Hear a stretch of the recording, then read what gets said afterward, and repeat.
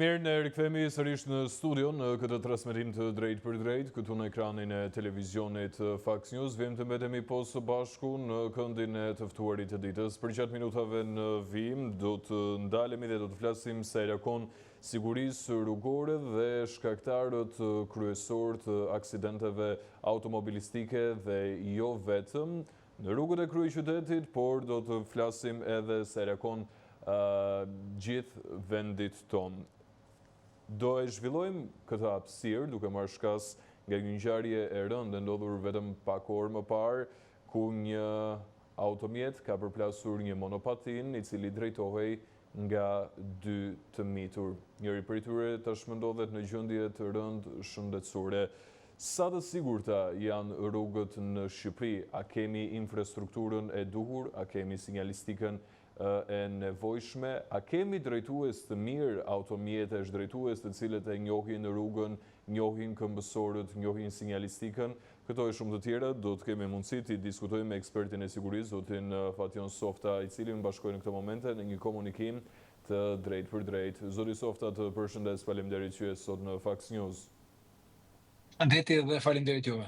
Zoti Softa, marr një koment të përgjithshëm se lakon ngjarjes pak orëve më herët, dy të mitur me monopatin në një kryqëzim tepër të madh, të cilët goditen nga një automjet. Nuk po vendosim fajtorin apo jo fajtorin në këtë hapësirë, por do të flasim në terma të përgjithshëm se lakon këtij fenomeni. Sa media juaj, në përgjithësi dhe mediat, po dhe unë her pas here kur kam pasur hapësirën mediatike, kam folur shumë për këtë problem shqetësues për shkak të rritjes së këtyre mjeteve ekologjike të lëvizjes që kryesisht përdoren nga tri gjatë rrugëve të kryeqytetit, po jo vetëm edhe në zona të tjera dhe qytete të tjera. Përveç anëve pozitive që ky mjet ekologjik përdoret për transport, për njerëzit, për nevojat e tyre, qoftë edhe për kënaqësi të lëvizjes, është një anë pozitive, por ka dhe efektet e saj negative, sepse ne duhet ta disiplinojmë, duhet t'i mbrojmë ata dhe duhet kemi një ligj i cili i jap mundësinë rrugët, vendet, infrastruktura, pra duhet të jenë të përcaktuara. Dhe kjo është një shqetësim serioz sepse abuzohet me këtë mjet të transporti, ku kemi parë nëna ku kanë dy fëmijë, një fëmijë para, një fëmijë mbrapa në të njëjtin monopat. Ndërkohë që është ndaluar, një mjet duhet përdoret nga një individ dhe një individ duhet të jetë mbi një moshë, moshat pak a shumë përcaktohen. Franca për shembull e ka përcaktuar dhe thotë mbi 12 vjeç. Në disa shtete të tjera vijnë kufizime, por sidoqoftë kjo niset edhe nga vendet ku ata lëvizin, shpejtësia e lëvizjes sepse kanë mjete të cilët kanë shpejtësi. Pra klasifikohen nga deri në 20 kilometra në orë dhe mbi 20 apo mbi 25 kilometra në orë, me bazën e fuqisë që kanë këto mjete për të lëvizur.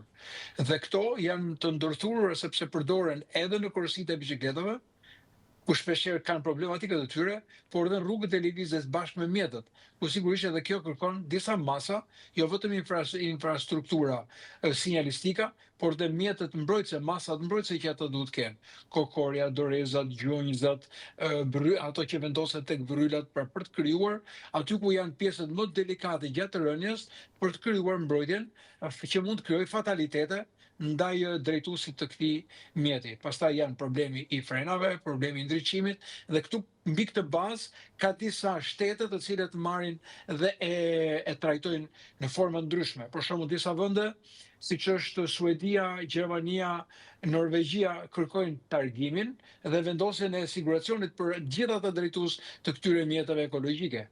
Disa vende janë kundra pra vendosjes së targave apo siguracionit, sepse e bën më të vështirë dhe më shqetësuese ndaj gjithë atyre njerëzve të cilët përdorin të mjet si një mjet të shpejtë në zonat urbane për të lëvizur për nevojat e tyre në punë. Por pavarësisht nga forma se si do ta trajtojmë dhe si do ta klasifikojmë, vëmendjen ndaj tyre e policisë në veçanti, e policisë bashkiake, ndërgjegjësimi për një fushat, zonat ku ata duhet përdoren, mënyra si duhet përdoren, është shumë e rëndësishme. Ky incident dhe ky aksident ishte i frikshëm. Zoti Softa, ndjes për ndërprerjen, përpara se të ndalemi tek puna e autoriteteve apo qoftë edhe ndërgjegjësimit të përdoruesve të këtyre mjeteve. Kam përshtypjen që është më shumë çështje kulture se sa çështje ndërgjegjësimi. Ne kemi patur të bëjmë me shumë fushat të ndërgjegjësimit, paktën gjatë kohëve të fundit në lidhje me përdorimin e motorave, në lidhje me përdorimin e biçikletave, të monopatinave e të tjera mjeteve të ngjashme me këto të fundit, por pavarësisht këtyre ndërgjegjësimeve nuk është se kemi patur të bëjmë dhe kemi bërë një hap më tej sa i takon sigurisë rrugore në këtë aspekt.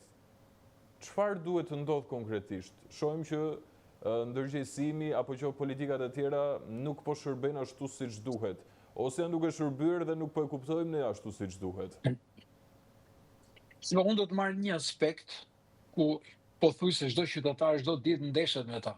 Jam munduar her pas here të bëj një foto, në një video, prapë jam tërhequr për mendimin që nuk mund të jem unë ai që do të zgjidhë problemin, por duhet të jetë institucionet, kryesisht policia e shtetit, e cila duhet të merret edhe me këtë problem, si është edhe i rrezikshëm për jetën e qytetarëve.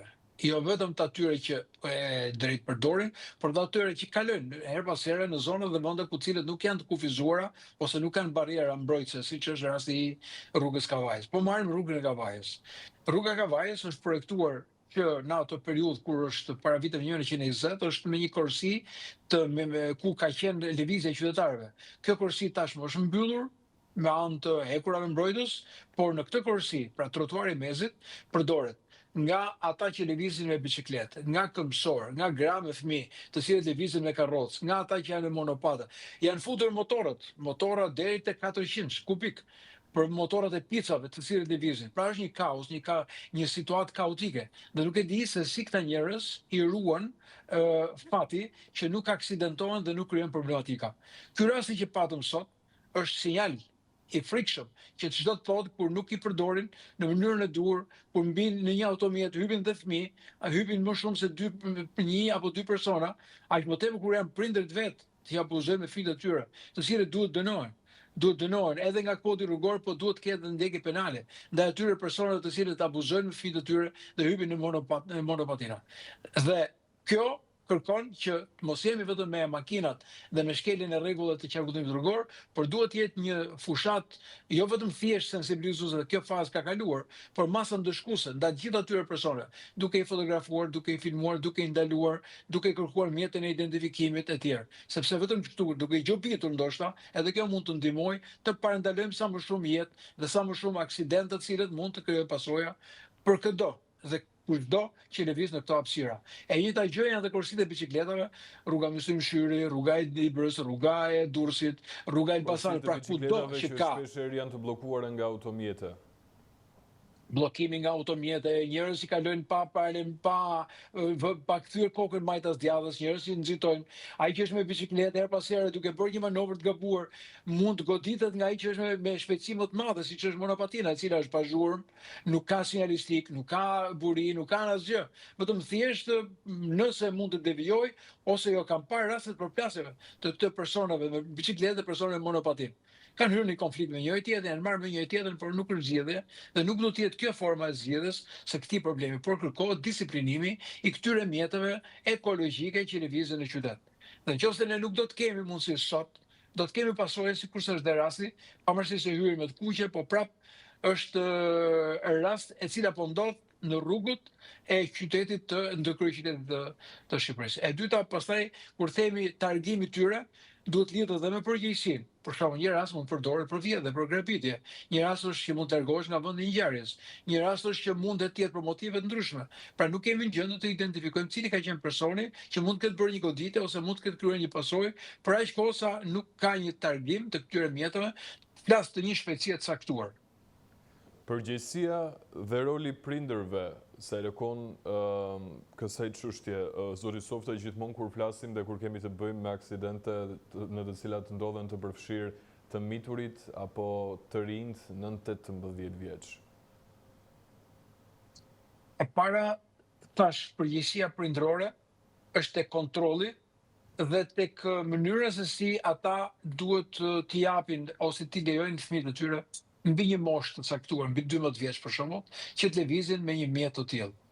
E para duhet të jenë persona të cilët duhet të jenë të stërvitur, nuk mund të marrësh atë dhe të fillosh të bësh spektakël në lëvizje. Duhet të jesh i stërvitur, duhet të jesh i përgatitur dhe duhet të kesh kontrollin teknik. A ka kontroll teknik të këtyre mjeteve, sepse ato kanë gomat që janë pikë dobët, ato kanë probleme me frenimin, një pjesë e tyre shumë problem me ndriçimi, nëse ato e kanë ndriçimin e duhur apo jo, dhe gjendja e baterisë, sepse në një moment caktuar, për gjitha këto motive, mund gjendesh në një aksident ose mund të përfshihesh në një aksident vetë, po dhe qytetarë të tjerë, apo njerëz të tjerë që lëvizin bashkë me të në të njëjtën korsi ose ndajnë të njëjtën korsi lëvizje apo të drejtime të ndryshme të lëvizjes në këto korsi. Aq më tepër kur këto pastaj përdoren në zona me densitet publik, në afërsitë spitaleve apo në afërsitë shkollave, të cilët bëhen burim rreziku edhe për fëmijët e tjerë që dalin nga shkolla, sepse dikush do para shkollës të bëjë një spektakël, të bëjë një veprim gabuar, por kjo mund të shkaktojë përsëri pasoja edhe tek ata. Dhe limitimi, kontrolli edhe në afërsitë shkollave do të jetë edhe më shumë në raport me lëvizjen e thjeshtë në zonat caktuara të qytetit. A është momenti që të hyjnë në lojë politika të fuqishme të cilat lidhen drejt për drejt me sigurinë rrugore, zoti Softa, duke nisur qoftë edhe me përdorimin e një biçiklete, përdorimin e monopatinës, motomjeteve, motorit, kufizimi i moshës, gjobitja, masat administrative të tjera në rast se kapesh, duke shkelur rregullat e sigurisë rrugore, pa kokore, pa doreza dhe gjithë shka tjetër që mund të nevojitet për të eliminuar mbase një dëmtim të madh në një moment kur ti mund të rëzohesh apo në një moment të një aksidenti. A duhet të kemi të bëjmë me këto politika tashmë duke patur parasysh atë se çfarë është duke ndodhur, sepse ky është një rast, nuk është nga të parët rast, nuk është nga të fundit rast, por është një rast i cili godet më shumë pasi kemi të bëjmë me fëmijë të mitur, mosha më e madhe 12 vjeç. Kur thash është një kaos, është vërtet një kaos, sepse mjetet sot lëvizse, flas në këtë korsi që fillimisht u projektua për biçikleta, tashmë në të njëjtat korsi ne kemi monopatinat, kemi biçikletat, kemi biçikletat elektrike, kemi motorët elektrik, kemi dhe motorët tradicional, që fillojnë nga motorët e picave që nxitojnë si të çmendur edhe në këto korsi, e deri tek motorët me shumë fuqi, të cilët për të shpëtuar trafiku Tiranës, përdoren me shpejtësi për shmangur ndoshta edhe në një kontroll apo ndalim nga policia e shtetit, lëvizjen me një shpejtësi të çmendur në këto korsi, si të biçikletave, ashtu dhe aq më tepër për persona, të cilët ndalojnë në korsitë e biçikletave, ku kalojnë monopatinat apo këto mjetet të tjera, dhe hapin derën në mënyrë të papërgjeshme. Mendon njëri me shpejtësi, hapet dera nga krahu i korsisë së lëvizjes, se çfarë mund të ndodhë dhe çfarë pasojesh mund të ketë qytetari. Prandaj, ndalimi i mjeteve jo vetëm në korsi, por në afërsitë të korsisë, dhe hapja e derës bëhet tjetër burim që mund të krijojë problematika. Dhe kur themi jo vetëm policia bashkiake, se kryesisht në këto rrugë tashmë po shoh vetëm policinë bashkiake, e cila më shumë mendin e ka të vek gjobat e qytetarëve në këto automjete dhe mat numrin e gjobave. Nuk mund ta imagjinoj, kam qenë me një koleg italian, nuk mund ta imagjinoj dot që një punës policie, flas policia e shtetit, ndalon, shikon një automjet ndaluar, vendos gjobën, kryen detyrën, bën një foto dhe ikën. Jo, nuk është kjo. Duhet të lëvizë me çdo kusht automjetin, ka bllokuar rrugën. Nuk është punë gjobe, nuk është problem lekësh që do të marrësh.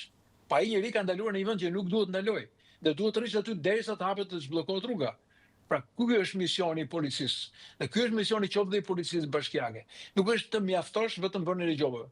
Bëhet një karvan i gjatë makinash, mbarojnë detyrën, bllokun, numrin e letëve dhe ai mburret që bëri kaq gjoba atë ditë. Por nuk mund të mburret, pra aq kohë sa ajo rrugë vazhdon të jetë problematike dhe vazhdon të ketë të njëjtat problematike të cilat sjellin dhe rreziqe për humbje jete, për gjymtim të personave, për përplasje, për konflikte fizike midis njëri tjetrit e me radhë.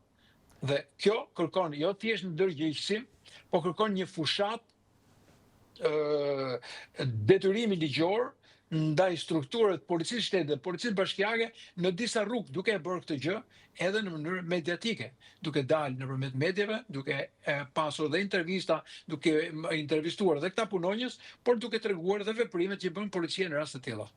Mirë, kam përshtypjen që fushata e detyrimit ligjor në një farë mënyrë edhe mund të shërbente pasi mund të trembej, mbase drejtuesi mund të tremben masave administrative të ndryshme, por në thelb, zoti Softa, duke mbështetur atë se çfarë thatë pak më herët.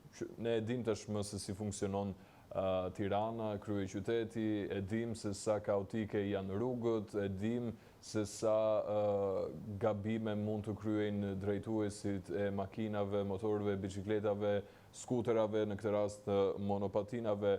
Por, a kemi ne sot, zoti Softa, drejtues të mirë të këtyre mjeteve, drejtues të cilët e njohin edhe shkëlqyeshëm sinjalistikën, njohin gjithë shka që ka të bëjë me sigurinë rrugore. A i kemi ne këta drejtues, apo qoftë, a i kemi ne këto leksione përpara se ti si individ të pajisesh me atë lejen e drejtimit? Pati një detyrim ligjor se të gjithë ata të cilët kanë motor, s'kas për motorët tradicional, duhet pajisen me një elek fosforescent. Nuk shoh që të ketë elek fosforescent gjatë lëvizjes. Po nuk ka më. Ishte vetëm fillimi, e përdorën në fillim, absolutisht asnjë nuk ka ose nuk shoh në rrugët e Tiranës që të përdorin motorët e elekët fosforescent. Pra ky detyrim ligjor nuk po zbatohet. E dyta është fakti që në rastet kur kemi shkelje, ne kemi her pas here merremi me drejtuesit e mjeteve, por duhet merremi edhe me këta drejtues të motorëve kur kanë shkelje e tjerë, dhe në rastet kur kanë tekalim të shpejtësisë, shpërdorim të hapësirave ku janë të limituara shpejtësitë të lëvizjes apo zona të cilat nuk mund të lejohet motori, kur të ndalohen duhet kontrollohen nëse ka dyshime, për shembull edhe për a janë të alkoolizuar apo janë në efektin e lëndëve narkotike. Siç themi për drejtuesin e mjeteve, mund të themi edhe ato të monopatinave, të kur ka raste që përfshihen në një aksident ose veprimet e tyre janë të tilla, të cilët mund të jenë indicie që mund të jenë nën efekte apo po themi në eufori, sepse shpeshherë ka dhe shpërdorim. Ka dhe të përgjegjshëm patjetër, ka njerëz të cilët janë shumë të kujdesshëm, janë shumë të përgjegjshëm, janë shumë të edukuar, ulin shpejtësinë në momentet që ka një këmbësor që e ka shkelur dhe ai rregullin, duke kaluar një korsi që nuk i takon për të kaluar, përsëri ndalojnë, ndjekin momentet ku ka semafor, dhe kjo po them ka një dominancë, nuk po them se ka një minorancë, po ka një dominancë të personave të përgjegjshëm. Po kryesisht janë mosha të rritura dhe personat të cilët janë të përgjegjshëm edhe në efektin e moshës, po edhe për efektin për çfarë edhe për motivin për çfarë ato e përdorin. Sepse Tirana është shumë e trafikuar, lëvizja me këto mjete ekologjike është për të stimuluar, por patjetër që duhet të disiplinohet që të shmangim sidomos këto aksidente siç ishte edhe ky fatal sot, ku nuk e din çfarë shkallë rreziku janë, por janë goxha të dëmtuar dhe ato janë në kujdesin e mjekëve. Dhe ne urojmë që kur fëmijët mos kenë dëmtime dhe kur ata, sepse ato kanë nga një prind, kanë familjarët e tyre, të cilët janë po aq merakosur sa dhe ne që flasim her pas here për mënyrën se si ne mund të ruajmë jetë njerëzish dhe mund të shmangim sa më shumë incidente dhe aksidente që mund ndodhin në rrugët tona. E qartë, zoti Softa, thirrja juaj e fundit drejtuesve të mjeteve të ndryshme, por edhe thirrja kundrejt institucioneve. Çfarë duhet të bëjmë në këto momente, aq më tepër që jemi në një sezon turistik, jemi në sezonin veror dhe fluksi sa vjen e rritet më shumë? Jetojmë të gjithë në një qytet. Rregullat e qarkullimit rrugor janë shumë të rëndësishme sepse çfarë bëjnë? Nuk janë për policinë dhe gjobat apo masat administrative ndaj nesh, po janë rregulla që ne të gjithë bashkë duhet të zbatojmë për të qarkulluar dhe për të respektuar njëri tjetrin në këtë lëvizje. Tirana vjen dhe bëhet gjithmonë më kaotike për shkak të rritjes së densitetit të ngritjes vertikale të saj, gjë që e bën edhe trafikun, edhe lëvizjen, qoftë të këmbësorëve e bën gjithmonë më problematike. Sot, për shembull, personi më i diskriminuar dhe më i pavlerësuar është këmbësori. Këmbësori ka gjithmonë më pak trotuar, këmbësorët janë zënë trotuaret edhe me shitjen e zarzavateve në rrugë, daljen e tavolinave në mënyrë pa kriter, devijimet në mundshme, mendo në rastet e një situate që mund të jetë emergjencë, që mund të jetë fatkeqësi natyrore, ose për shumë motive tjera, akt terroriste tjera, lëvizja e qytetarëve është tmerrsisht e pamundur për të ndodhur. Shikojni, zhgojni nërmet kamerë dhe të kuptoni se sa e vështirë. Një pjesë e dyrëve të lokaleve, apo të bareve, apo të dyqaneve, pulmet apo çfarë janë, rruga Kavajës, rruga Mysymshyri, është fatkeqësi, i hapin dyrët nga jashtë, i kanë lënë të hapura jashtë, është xham, sa njerëz përplasën thyn turit sepse nuk e para nuk duhet ta hapesh nga jashtë, hape brenda ambientit tënd, dhe e dyta duhet të kenë shenja, sinjalistik, sepse ato janë shumë të rrezikshme për një këmbësor. Pra nga një krah janë dyert e hapura, nga një krah janë tavolinat, dhe nga krahu tjetër pastaj janë shtyllat, janë ato stacionet e autobusit, janë reklamat, kështu që i ka dalë mundësia qytetarit her pas here pastaj të shkojë te korsia e biçikletave apo të shkojë te korsi të tjera, ku aty pastaj vjen të bëhet ball për ball me rreziqe të shtuara për shkak të atyre problemeve që deri tani ne analizuam. Faleminderit shumë që ishe sot në Fax News, zoti Softa, si gjithmonë është kënaqësi. Faleminderit juve. Ne shkëputemi në publicitet.